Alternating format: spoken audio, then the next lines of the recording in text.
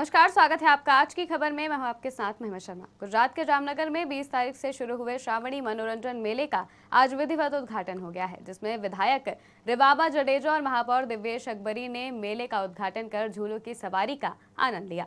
बता दें कि लाइसेंसिंग प्रक्रिया में देरी के कारण मेले के उद्घाटन में देरी हुई और अभी भी कुछ झूलों की सवारी बंद है। बता दें कि विवादों में घिरे इस मेले में इस बार मौत के कुएं का खेल नहीं दिखेगा।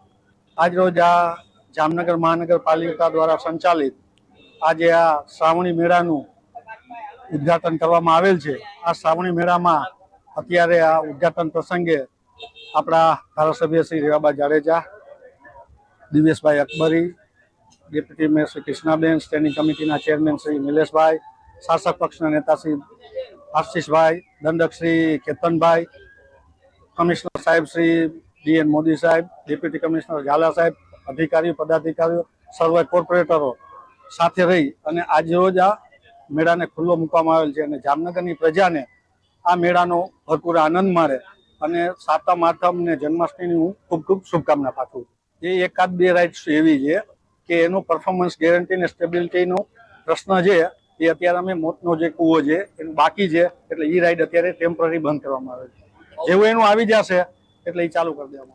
फिलहाल के लिए बस इतना ही। आप देखते रहिए आज की खबर।